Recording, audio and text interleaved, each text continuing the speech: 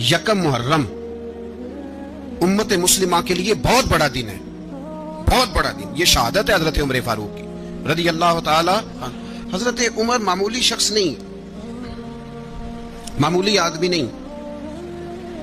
कुछ लोग सदियों के बाद पैदा होते हैं और कुछ लोग ऐसे होते हैं जो एक ही बार पैदा होते हैं, उन जैसा दूसरा पैदा होता ही नहीं, दूसरा उन तरह का पैदा होता ही। हजरत उमर रदी अल्लाह ताला अन्हो जैसी शख्सियात पैदा ही नहीं होती दोबारा। सारे सहाबा दर रिसालत माब पे खुद आए। ये वो अजीम शख्स है जिसे अल्लाह के महबूब ने अल्लाह से मांग के लिया, कहा अल्लाह ये मुझे दे दे, अल्लाह से मांग के लिया। यहां छोटी छोटी बातों पे गवर्नमेंट छुट्टी करती फिरती है, छोटी छोटी बातों, इलेक्शन हो गया तो छुट्टी, फलां जगह पे थोड़ा सा किसी ने खबर दे दी कि कोई परेशानी है तो छुट्टी, फलां जगह ये हो गया तो छुट्टी। यहां तक कि फलां वजीर साहब फलां इलाके में आएंगे तो सारे इलाके को छुट्टी। और अब तो इससे बड़ा हाल होने लगा है, अगर जिन लोगों की सिंध में हुकूमत है उनके लीडर का दिन आया तो उस दिन छुट्टी, और जिनकी पंजाब में हुकूमत है उनका दिन आया तो छुट्टी। हमारा मुतालबा है हुकूमत पाकिस्तान से, अगर सर उठा के जीना चाहते हो तो यकम मुहर्रम को छुट्टी किया करो। अगर सर उठा के जीना चाहते हो तो यकम मुहर्रम को छुट्टी करो जनाब उमर के दिन। और मिल्लत के जवानों को बताओ कि अगर इज्जत की जिंदगी जीना चाहते हो तो उस तरह जियो जिस तरह फारूक आजम जी के गए हैं। इज्जत और वकार की जिंदगी, जमहूरियत हजरत उमर से सीखनी पड़ेगी, हुकूमत करने के तरीके हजरत उमर से। रियाया को सीखना पड़ेगा कि अमीर किस तरह बनाया जाता है और अमीर किस तरह के होते हैं। यहाँ लोग हमें यूरोप की मिसालें देते हैं, लोग यहाँ हमें आकर के अमेरिका की मिसालें, उन्हें क्या पता हुकूमत क्या होती है। वो कहते हैं जी वो साइकिल पे जाता है उनका हुक्मरान। तो मैंने कहा वो साइकिल पे जाता है, मेरे उमर फारूक मदीने से मक्के गए थे तो पैदल ही हज करने चले गए, पैदल ही। और जनाब उमर फारूक रदी अल्लाह ताला अन्हु ईद की नमाज पढ़ाने गए, ईद की नमाज उमर खुतबा ईद देने गए।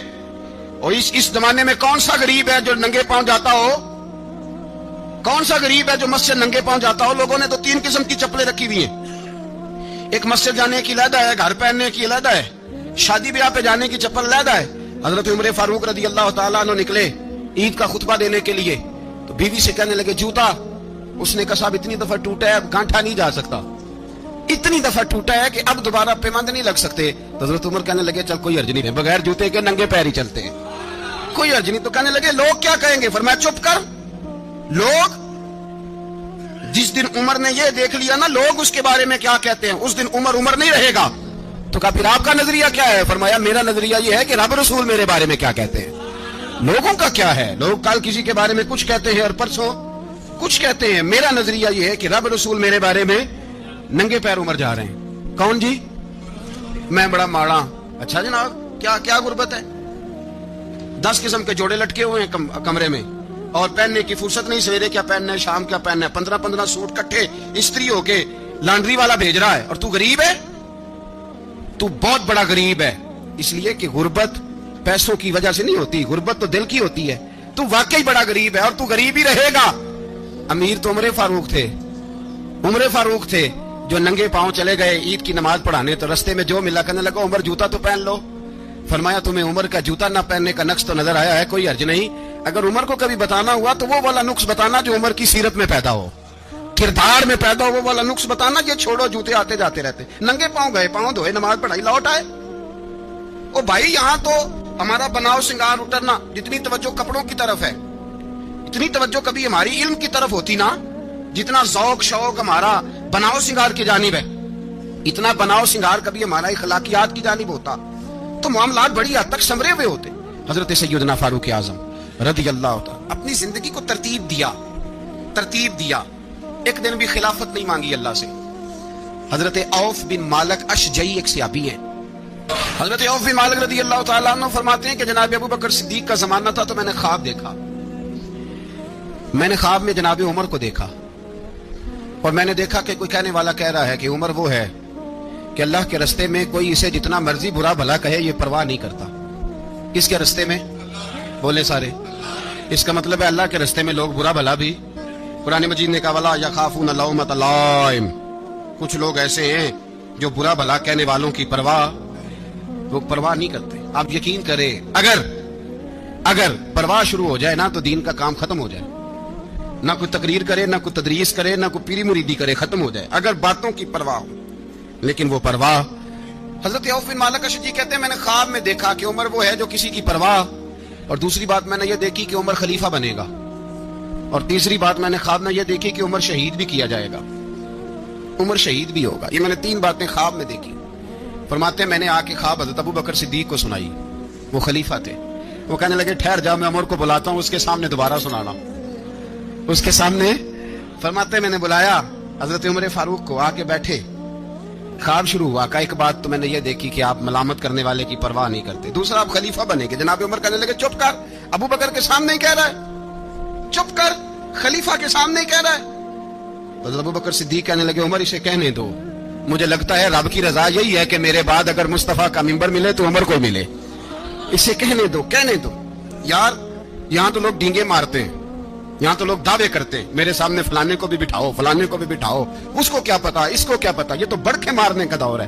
حضرت عمر رضی اللہ تعالیٰ عنہ کو تیسری بات کہی۔ حضرت عوف بن مالک نے کہا آپ شہید کیے جائیں گے، میں نے خواب دیکھی ہے۔ نیک لوگوں کے خواب بڑی حد تک سچے ہوتے ہیں۔ کہا میں نے خواب دیکھی ہے۔ تو حضرت عمر کہنے لگے شہید تو دلیر لوگ ہوتے ہیں، شہید تو دلیر، جسے سارا زمانہ دلیر کہہ رہا ہے وہ اپنے بارے میں کیا کہہ رہا ہے؟ کہتے ہیں شہید تو دلیر، میں تو کاہل سا آدمی ہوں، سست آدمی ہوں، میں تو اتنا کام ہی نہیں کرتا، تو یہ خواب تو نے جو ٹھیک ہے دیکھا ہے نا، پھر سے دیکھنا۔ تو ابو بکر صدیق فرمانے لگے عاجزی نہ کر، انکساری نہ کر، تو جو کہہ رہا ہے ٹھیک کہہ رہا ہے، لیکن مجھے سن کے شکر بھی ہوا ہے اور افسوس بھی ہوا ہے۔ افسوس اس بات کا کہ تیرے جیسا بطل عظیم چلا جائے گا، اور شکر اس بات کا کہ رب تجھے زندگی بھی اعزاز والی دے گا، اور شہادت کی موت دے کے اللہ تجھے موت بھی عزت والی عطا فرمائے گا۔ اللہ موت بھی تجھے عزت والی دے گا، تجھے کاہلوں جیسی موت اللہ۔ حضرت فاروق اعظم رضی اللہ، او بھائی یہاں تو اس زمانے کا سب سے بڑا مسئلہ پروٹوکول ہے۔ لوگوں کو پتا ہوتا ہے کامل پیر ہے، کامل مرشد ہے، لوگ نہیں جاتے۔ میں کسی کا مرید ہو جاؤں، میرا پروٹوکول کدھر گیا؟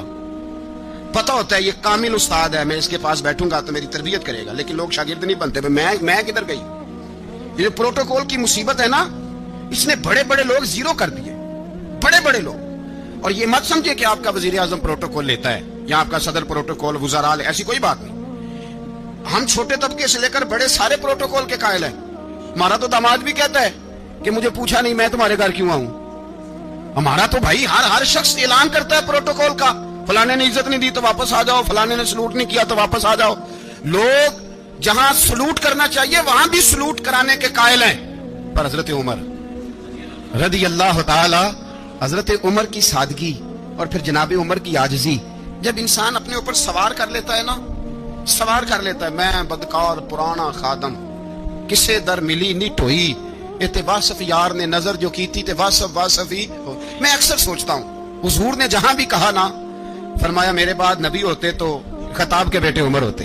حضور نے فرمایا عمر جس رستے سے جاتا ہے شیطان وہ رستہ بدل جاتا ہے۔ نبی پاک صلی اللہ علیہ وسلم نے فرمایا میرا عمر وہ ہے کہ اس کی زبان پر حق جاری ہے۔ حضور علیہ الصلوۃ والسلام نے فرمایا 950 سال حضرت جبریل میرے عمر کی شان بیان کریں تو ان کی عظمت ختم نہیں ہوتی۔ 950 سال جبریل عظمت بیان کرے تو ختم نہیں ہوتی، یہ بات ہے حضرت عمر کی۔ اور فرمایا عمر ابو بکر کی نیکیوں میں سے ایک نیکی ہے، یہ شان ہے عمر فاروق رضی اللہ تعالیٰ عنہ کی۔ حضور نے فرمایا میرے بعد نبی ہوتے تو عمر ہوتے، جس گلی سے عمر آئے شیطان رستہ بدل جائے۔ میرے عمر فاروق کی شان 950 سال بیان ہو تو ختم نہ ہو۔ عمر کی زبان پر اللہ حق بیان کرتا ہے، جو عمر کہتا ہے وہی رب کر دیتا ہے۔ حضور ساری زندگی فضیلتیں بیان کرتے رہے، عمر جواب میں کیا کہتے ہیں؟ کوئی بتائے نا کہ یہ والی حدیثیں کبھی عمر نے بھی روایت کی ہوں کہ حضور نے میرے بارے میں یہ کہا ہے۔ یہ روایتیں وہ روایت نہیں کرتے، ان سے جب لوگ کہتے عمر تیری بڑی بات ہے تو عمر رو پڑتے، کہتے میں تو اونٹ چرانے والے باپ کا بیٹا ہوں، میں تو اونٹ چرانے والے باپ کا بیٹا، اونٹ چرا۔ اس سے آگے عمر گئے ہی نہیں ساری زندگی، اس سے آگے لفظ ہی نہیں ادا کی۔ اور میں تو بھائی اونٹ چرانے والا، میرا باپ تو اونٹ چرایا کرتا تھا، 10 اونٹ تھے، میری ڈیوٹی ہوتی تھی، سنبھالے نہیں جاتے تھے، ابا ڈنڈوں سے مارتا تھا۔ ساری زندگی عمر حج کرنے گئے، ایک خشک تنا کھجور کا، عمر فاروق رضی اللہ تعالیٰ عنہ نے اس کو اپنے کلاوے میں لیا، رونے لگے۔ لوگوں نے کہا عمر کیا ہوا؟ فرمانے لگے یہاں میں اونٹ چرایا کرتا تھا، یہاں میں اونٹ چراتا تھا، 10 اونٹ سنبھالے نہیں جاتے تھے۔ دیکھو رسول اللہ کی شان، آج ساری امت چلانے کا طریقہ عطا فرما دیا ہے، ساری نظریے سے پیار۔ یار پیسہ کس کو برا لگتا ہے؟ آپ جس آدمی کی 50 کروڑ کی پراپرٹی ہے اس کو پوچھیں سب سے غریب، آپ کو وہی نظر آئے گا. وہ کہے گا میں ٹائٹ ہوں، حالات بڑے. میں کئی بار پوچھے انہوں نے، میں کہتا ترجمہ بھی 10 چھڑو کی ہمیں تو سمجھ نہیں آتی، اور ٹائٹ حالات کون سے ہوتے ہیں جی. جس آدمی کا کروڑوں میں کاروبار ہے نا، اس کو آپ چھیڑے پر رونے لگ جائے گا، رونے. تو کئی میں نے ایسے دیکھے ہیں کرائے کا مکان ہے، ان سے پوچھے صاحب کیا حال ہے، تو کہتے ہیں جتنی اللہ نے شان والی زندگی ہمیں عطا کیا کسی کو نہیں دی ہوئی.